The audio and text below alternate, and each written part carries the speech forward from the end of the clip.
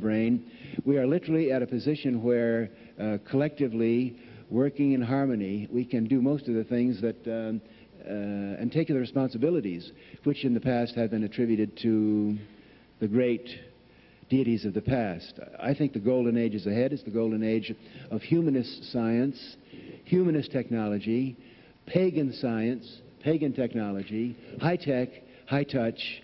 In every field, there's I think that you could float through all those impressive list of places in which there were breakthroughs, one after another, and flip planes that fast, you know, because you rest nowhere. And so if from that place, it all is this incredibly creative act, and you can do anything and you can play any way you want to. But the place we share is the place that stands nowhere. Not the place that's caught in these spirals that involve intellectual advance or now we know it, so on. That's all like little ripples on the ocean. Or another way to put it,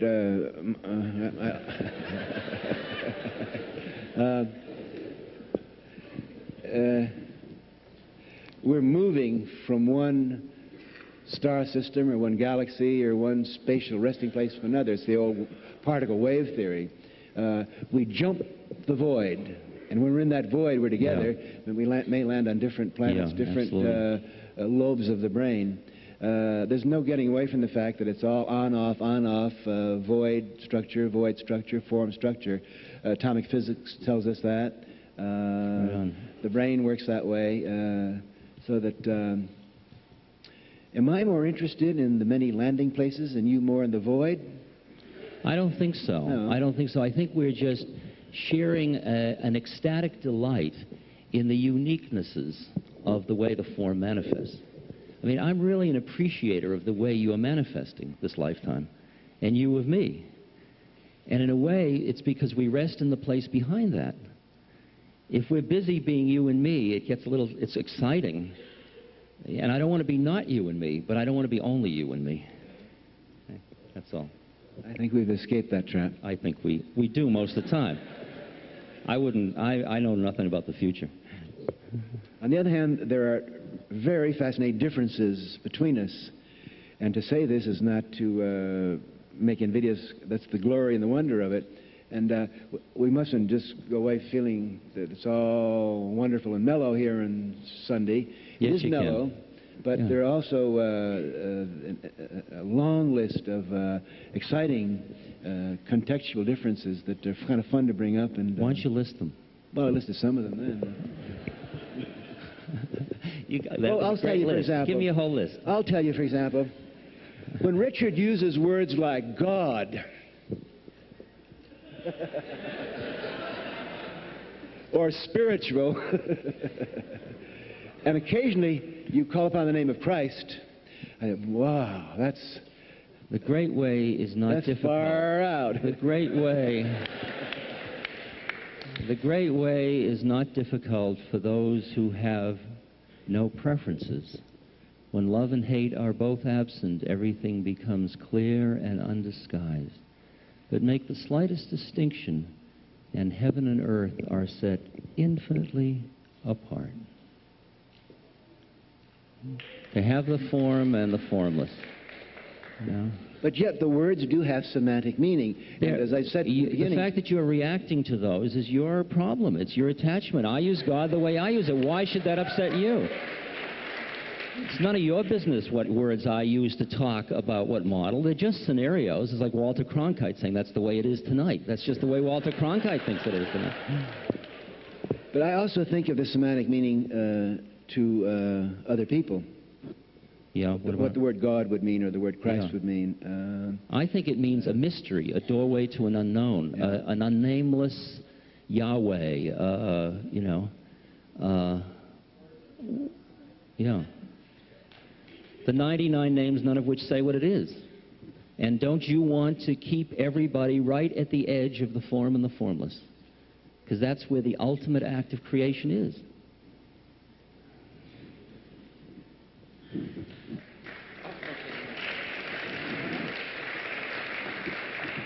For some people, God is a total drag, and for other people, it's a doorway. And I just send out as many doorways as I can, because all the doorways lead to the same place as far as I'm concerned. Somebody's used every one of them.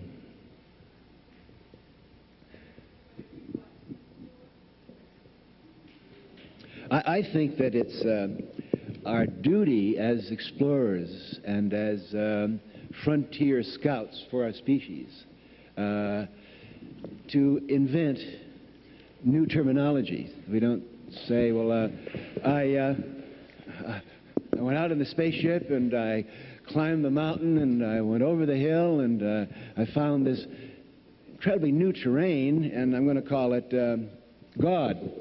You know, let's call it,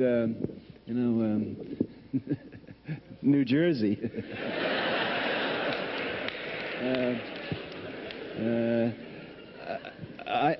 I really feel that words are tremendously important, and when I give college lectures to young people, I say, we've got to develop a new terminology. We simply can't use the language that has been around for 3,000 or 4,000 years, because more people have been killed in the name of God than any other word around. How many have been about to be killed by science?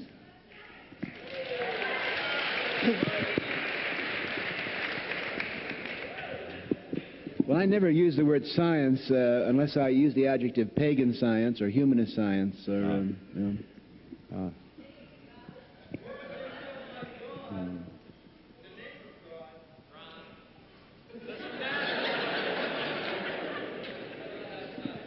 It's like a symphony orchestra out here of images. Did you finish that? I didn't hear that one. Question over here. Yes, I was wondering, it's addressed to both of you. Would you care to make any specific predictions? There seems to be a regrouping that took place in the late 70s, and there are many similarities, to me at least, between, let's say, 1963 and 1983. Would you care to make any predictions on the remainder of the 80s? Which groupings do you have in mind? Anyone.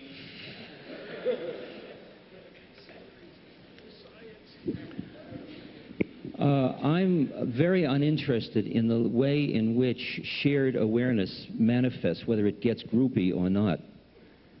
I mean, what I experience is what I'd call a Martian takeover of a shared awareness that when you meet somebody, you can look them in the eye for a second, and you know, they know, you know, they know, and there we are.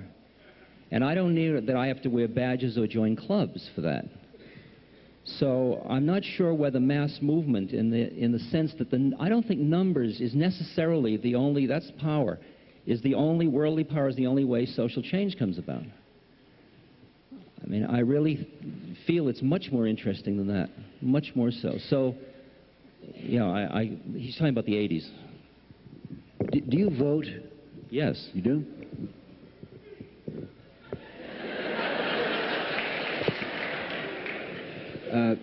I would love to vote. I would love to vote. You can't. You're an ex-criminal, aren't you? No, I think I can vote. Yeah, well, why don't you? Matter of fact, yeah. Well, I haven't been excited about the choices. No, I haven't either. And I felt that not voting... I don't think the political arena is where social change occurs. Yeah. It follows. It always comes later. Mm-hmm. They're just reactive. They got pollsters in the White House. I mean, there's the sole man in the Oval Office reading his polls to decide how to think, which is great from our point of view. We do have an actor. We have just what we wanted. All we have to do is accept the responsibility for the programming. And that happens out of the individual human hearts that don't feel good, and they say to him, hey, baby, you're not playing my, you're not my lead anymore. And it moves.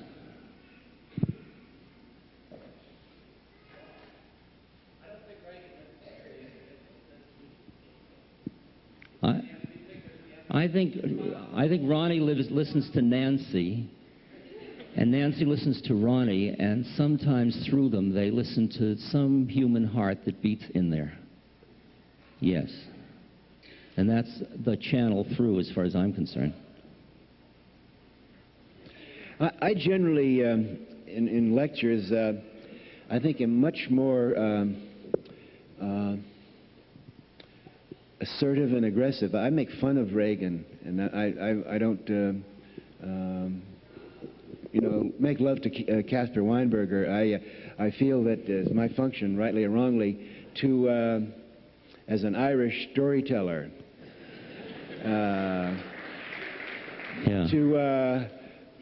to play that role of making fun. A storyteller lives in the world of good and evil. Yeah.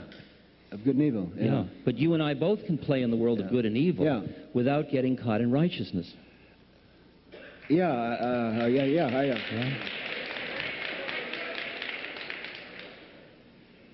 So I tend to be probably much more abrasive than you, and I stir but up I more see that as just a different form. I don't see it as better or worse. But I stir up too. I connect people who have seen each other as opponents and say, I'm going to say no to you, Caspar. I'm going to stop you if I possibly can, but I'm not going to put you out of my heart. And that means something. That's opening a gate that's been closed for too damn long. I agree with that. I spent about 4 years in prison and 2 years in exile, and I have papers, freedom of information stuff on what the government was doing. They were really following all of us around. They were really doing rather dirty tricks to us during that period. And yet, I am always prepared when I meet a guard or a prison official or an ex-sheriff or anyone from the past. The first time I meet them and they walk in and I look in their eyes, I'm ready to start right over again. Great, beautiful. As an example of that, I spend quite a bit of time these days debating with my absolute worst enemy, G. Gordon Liddy. And I find this extremely interesting that I'm wearing him down. Really? Yeah. Really? I'm mellowing that mother out. And, that is gutsball, I'll tell you. He sometimes complains both privately and even publicly that if this goes on, but you're not actually, he's going to be out of a job because his job is being a bad guy. I understand, but you see, the way you're not opponents is you both work for the same lecture agent. See, you're collaborating to compete, and you're both conscious at both levels. So you're good sports in that sense. Because if he was just busy being the bad guy, he wouldn't play with you. I totally agree with you. Okay, go ahead. And to support your position, which is a very radical love position, tossing love bombs in public, I've had 3 interesting experiences just this week. Yeah. One is to come to Harvard and to have David McClellan, who fired us, lovingly reintroduce us. Then last week, the publicist for my book said, listen, it would be wonderful if we could get a review of your book from the Prison Wardens magazine. And I said, is there such a thing? So I called Sacramento State Capitol and said, where's Ray Procunier now, who is the Director of Corrections for the state of California? He ran 20 prisons, 18 of which I was fortunate enough to inhabit. And, I finally tracked him down. He's now the Commissioner of Corrections for the state of Virginia. So I called him. We got on the phone. He said, Timmy, my boy.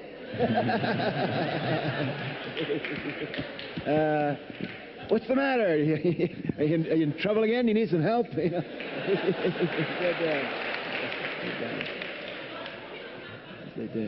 you're the favorite prisoner that ever escaped from my prison. I said, well, look, Ray, I need a blurb for my book.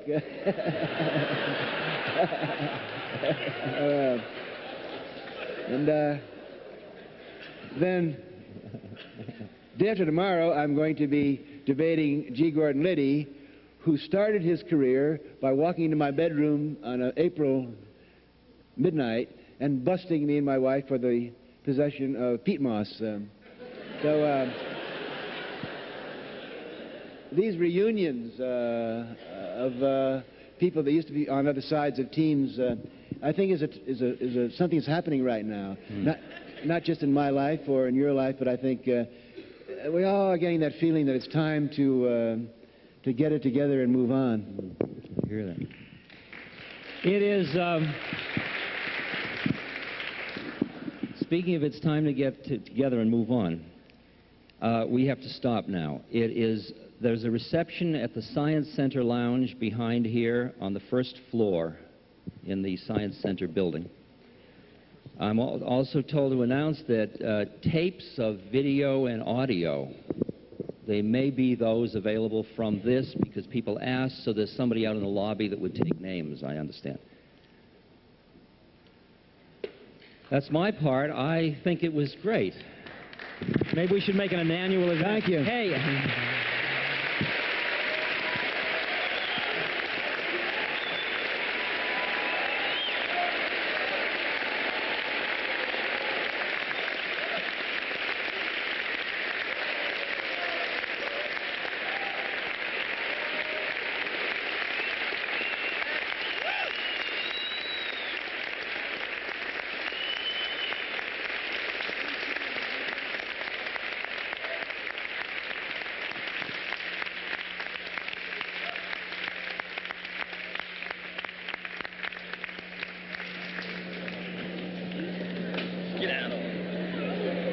From within and from without, the somatic galaxy.